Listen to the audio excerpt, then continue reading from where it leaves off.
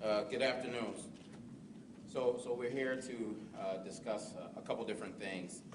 First, I'll say, thank you to all of our partners that are here. We have the FBI, the DA's office, our Office of Forensic Science. We also have police department personnel, past and present, that have worked on some of the cases that you will hear us discuss very shortly. Some of the things that we will go over today, obviously we will tell you what we can say at this point. You all will have many questions, I'm sure, and there are some things that we will not be able to answer today or right at this moment because there are still some active investigations that are taking place and some components of that we're still working through. But let's just discuss what has gotten us here today and why we are here. So all of this goes back, it starts on November 22nd, 2023. We have an incident that happens in Fairmount Park in the trail there, 2800 home, 8:15 in the morning. A male biker is on a bike. He is riding at some point looking to pass another individual on a bike. He yells out to that individual that he's looking to pass. At some point that individual becomes agitated. As that complainant is passing the offender, he is slashed with a machete type knife, causing injuries to his hands and his arms.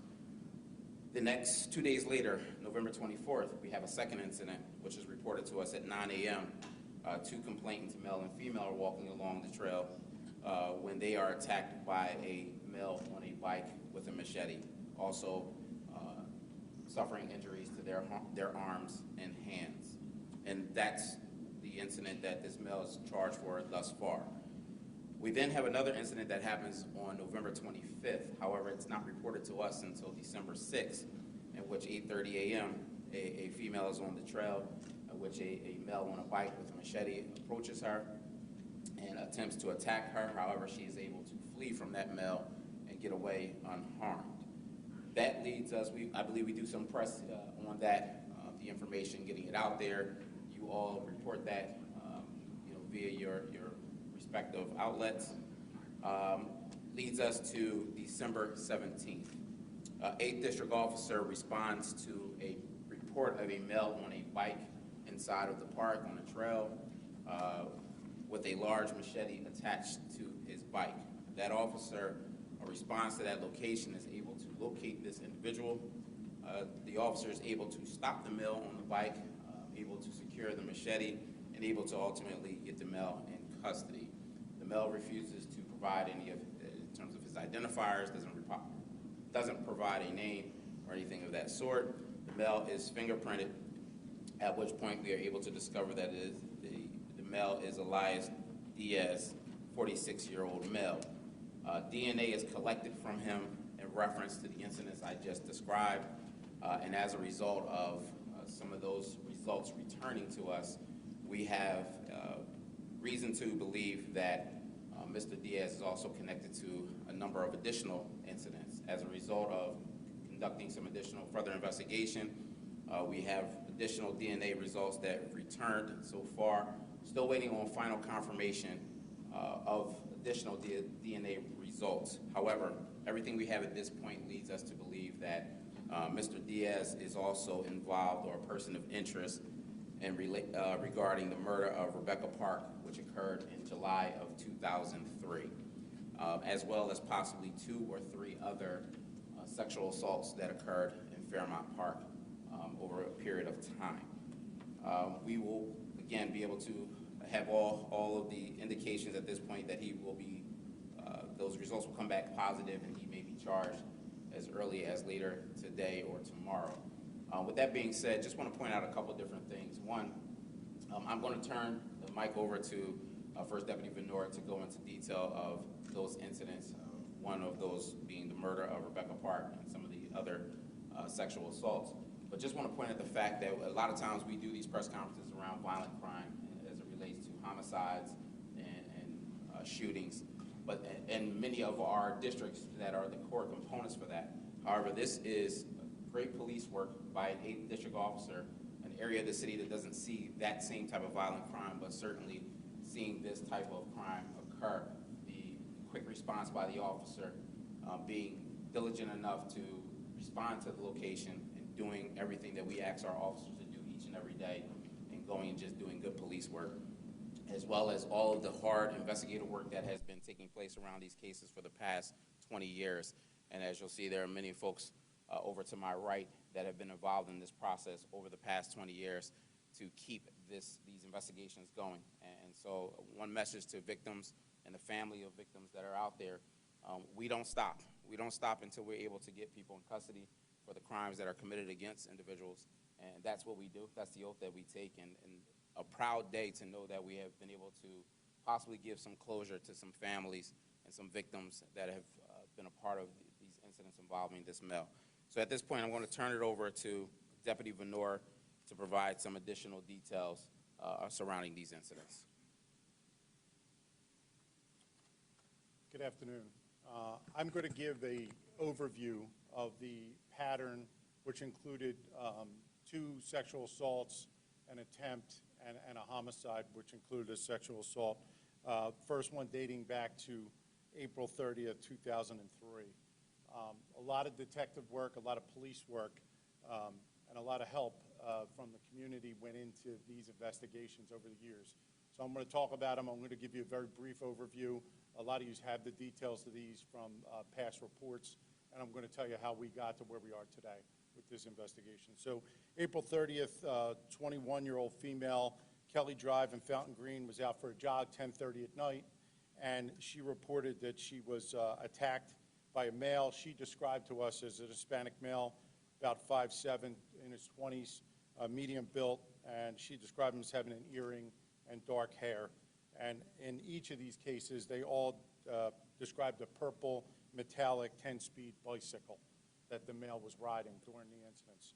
In that particular case, our Special Victims Unit at the time processed the crime scene and was able to collect DNA evidence, which was later submitted into the CODIS database, which we have. Following that investigation, a few months later, in July 16th, 2003, Southwest Detective Division took a report of a missing female.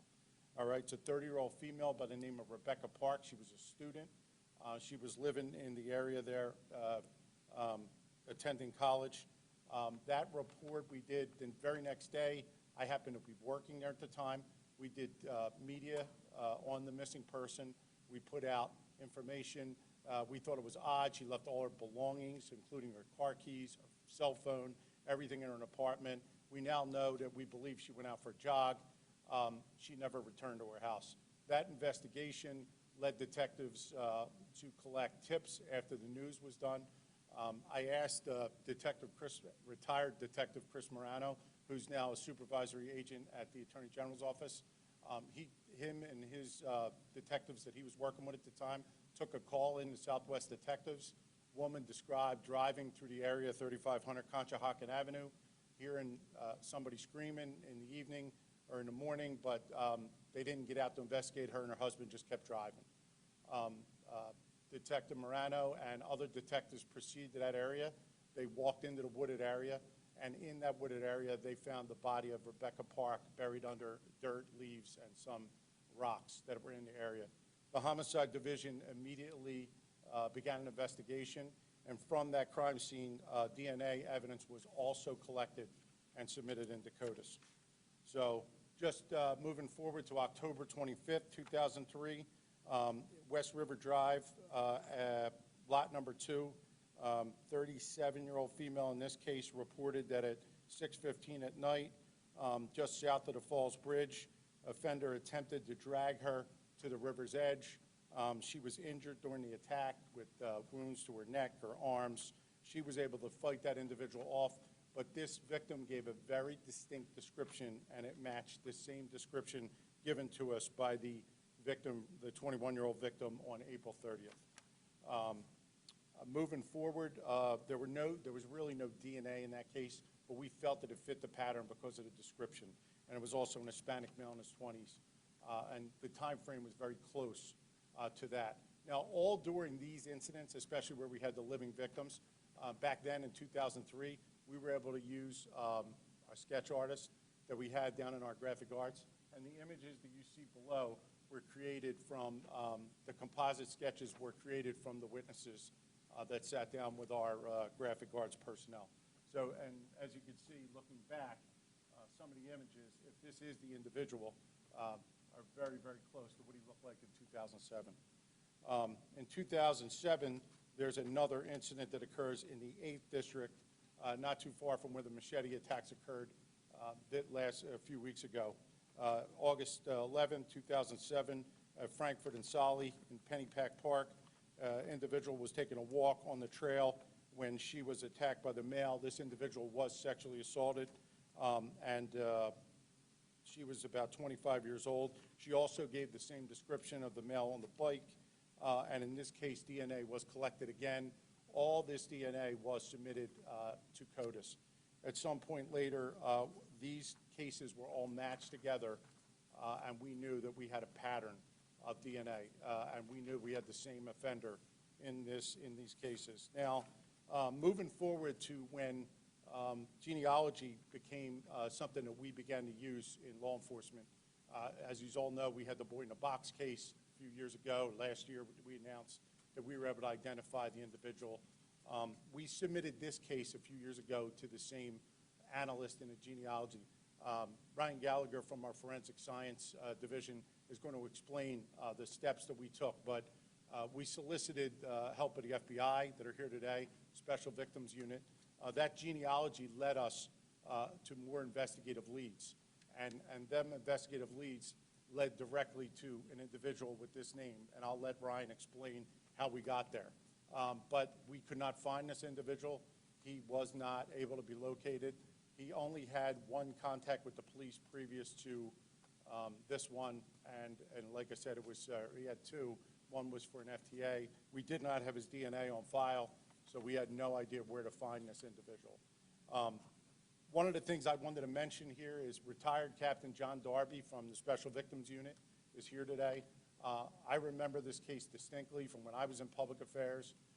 John and his detectives and supervisors went out to the park on the anniversary of this, handed out flyers every year, soliciting information, and never, ever let these cases go cold. He constantly worked these cases. He still remembers them to this day. In fact, he told me today when he seen the reports, he started thinking that this individual appears to be the same individual. So, as the commissioner said, we're still waiting for final confirmation, and then we'll discuss with the DA to see if we have enough probable cause. I'm going to turn things over to Ryan Gallagher to explain the genealogy and what was done to develop the other investigative leads.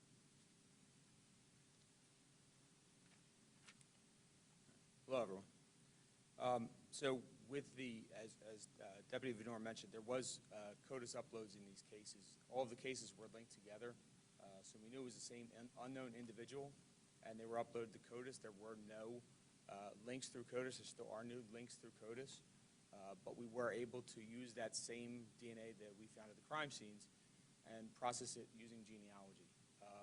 Several years ago, there was with advancements in DNA technology, we were able to take a new look at this case to see if there was anything further that could be done. Using DNA from Parabon Nanolabs, we were able to develop a composite sketch of using the unknown male's DNA. This sketch was the DNA composite sketch that was released in August of 2021. While the DNA sketch was one tool that we used, we also continued with the genealogy. Using the public genealogy databases that are available to see if there's any familial links that we could find from this, using this DNA. Working with the genealogy from Parabon, it was identified that there were some distant familial relationships within these databases. The team at PPD continued to run down leads and approach family members in the tree that contained more than 1,000 family members. It was a very extensive tree. The familial links were all over the country and as well in some in Puerto Rico. And at the time of the investigation, there were no clear associations to the Philadelphia area. Continued investigation into the family led to the tree being narrowed down to one particular branch of the tree within one family. As we're working with multiple law enforcement partners, including the FBI, to include or eliminate family members of this family, Elias Diaz was identified as a potential person of interest during this investigation. While this investigation is ongoing, he was arrested. Elias Diaz was arrested so we knew him by name. Elias Diaz was arrested for these recent aggravated assaults in Pennypack Park. And at this hour, the confirmation into this DNA, as Deputy said, is still ongoing. Thank you. I'll turn it over to DA Krasner. Thank you. So I want to make sure that before I finish my very brief remarks, that anyone who may have been victimized by this offender is able to come forward. Obviously, you can call 911. Please do, whether you're a witness, whether you're a victim, whether you reported it, whether you didn't. Please come forward, call 911, or if you would prefer, if you're more comfortable, you can contact what has generally been known as Women Organized Against Rape.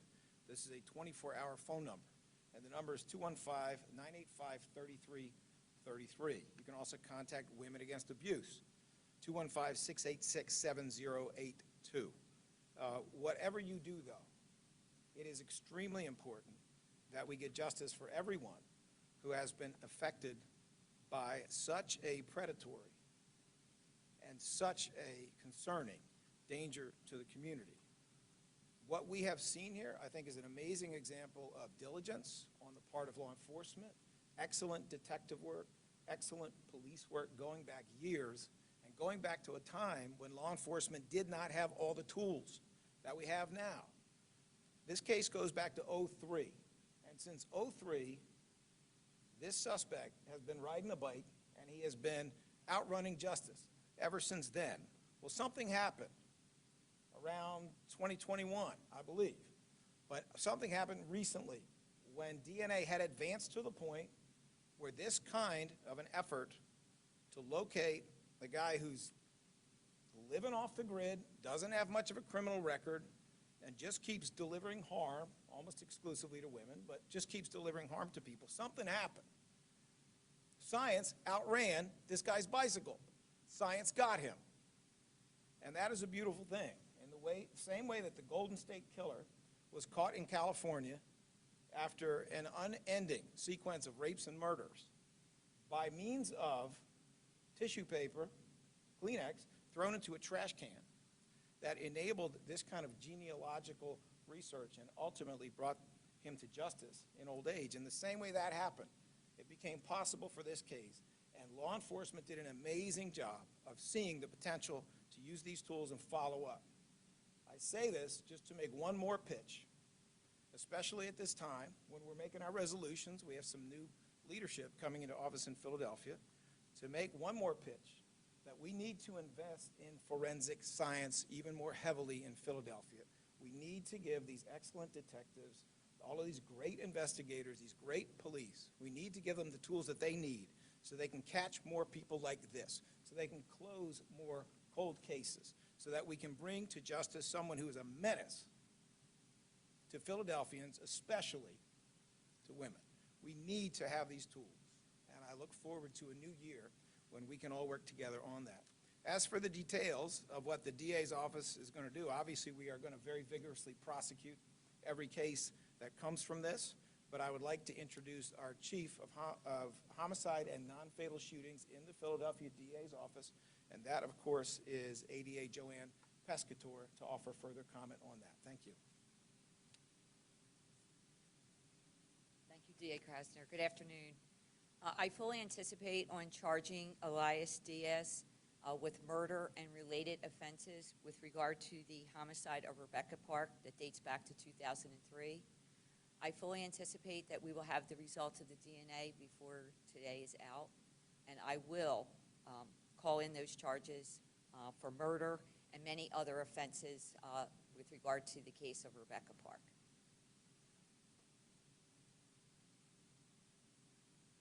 At this time, we'll open it up for any brief questions. Yes.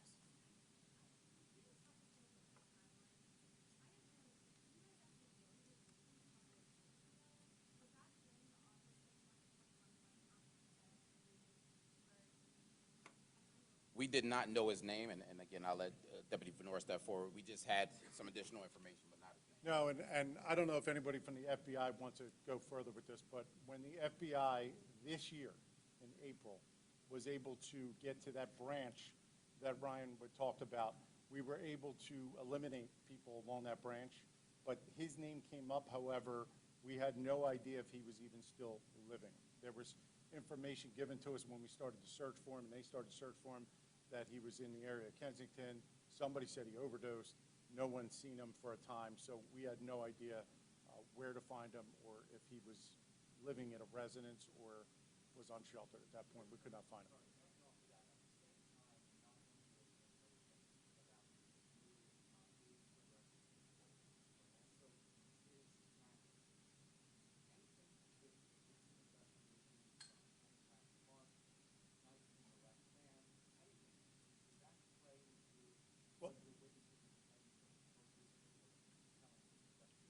Well, it's all part of the investigation, but obviously he's on a bike. It's not the same bike. He's got a sharp weapon. I mean, his behavior is the same. So obviously it made us stop and look at this individual. He's 46 years old. He was said to be in his 20s then, so that started to match up.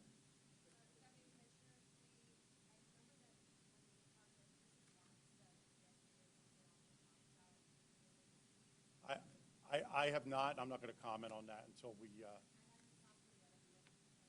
I'm not going to comment on that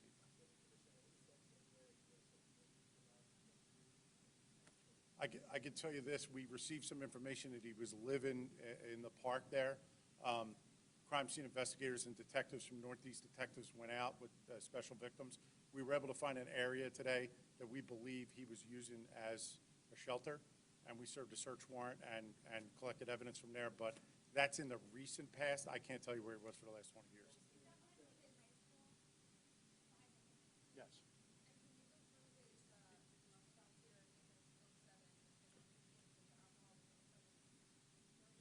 Just to point out one thing, because he asked the question as did we know his whereabouts. We didn't know we were looking for this person, all right? And so just to be very clear in that, in terms of, it's not as if we had this information knowing who we were looking for. In terms of his 2007 arrest, I believe that was a narcotic arrest. In 2015, that is an FTA from that 2007 narcotic arrest. And then the last one is from the incidents that just occurred. And again, as has been explained in this process, this has been an ongoing process through 20 years that have ultimately led us to today. And so that work hasn't stopped. Well, as you heard the DA, that we're encouraging people to come forward if they know of anything, think of anything, unsure. But that's something we're going to continue to do, is look at every incident that we've had that could possibly, be involving this individual or anything that's closely related. Even you asked the question as to, are there similarities? That's something that we do on a regular anyway, but that will definitely be done with this case, just like any other. Yes.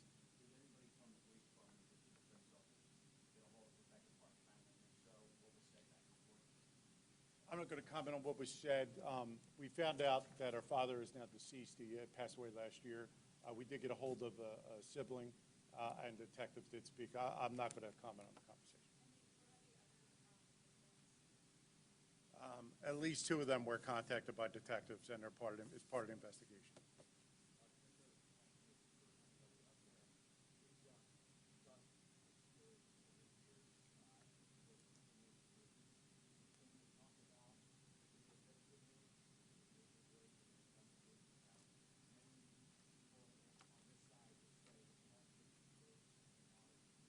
Yeah, it's haunted people in this community. It's haunted people in this department, as Deputy Venor alluded to.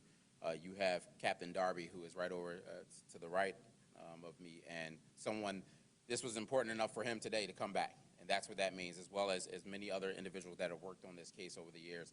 As a police officer, or as an investigator, these are the type of cases that haunt you until you're able to bring some closure to it. Just having a conversation on the way up here with someone else, you always want to think about in terms of how can you bring closure to these type of incidents? How can you give the family something? You've heard me say it over and over again. One of the key components of our job is we want to be the fixers, right? Today we're able to fix something for somebody in the sense of giving them some level of closure. It doesn't bring back, Rebecca Park. It doesn't undo the incidents and the trauma that those victims had to incur. But what it does is it gives them some sense of knowing that there was somebody working along the way the entire time. You heard all of that, the information back here, that the DNA work that's being done at the Office of Forensic Science, that's going to be done, and people never know that that work's being done. And so that's a part of this, is not to just come up here and you know, it's not a victory lap. It's more so to let folks know that this is the work that's constantly being done each and every day on every case. Because our job and what we want to do is to ultimately bring justice, you know, for families that have had to go through incidents like this.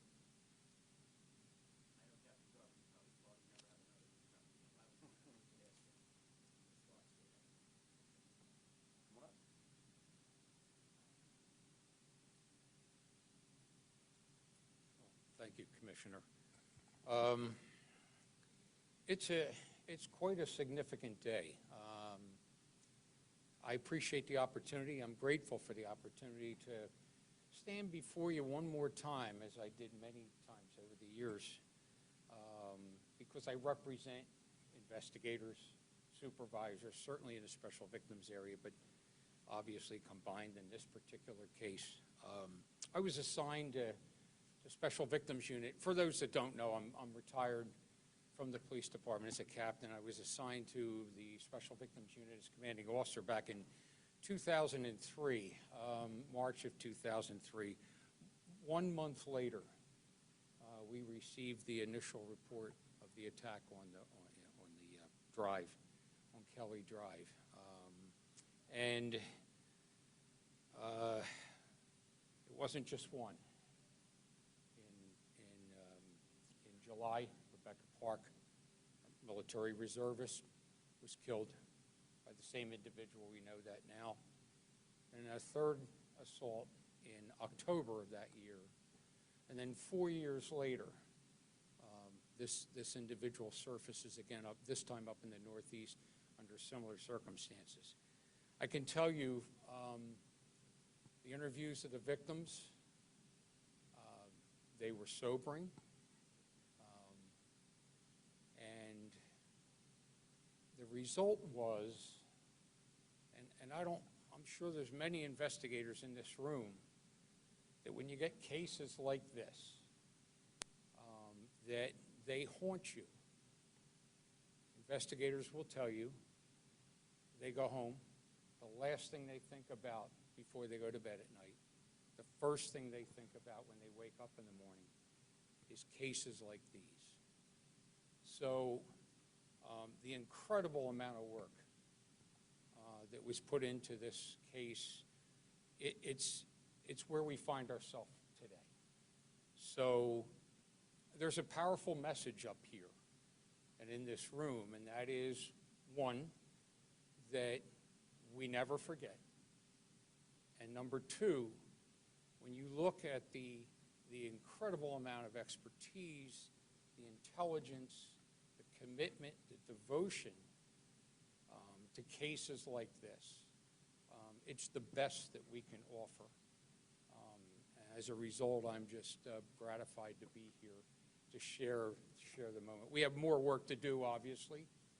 It'll be over when this male is formally arrested, is prosecuted, and put away for the rest of his life.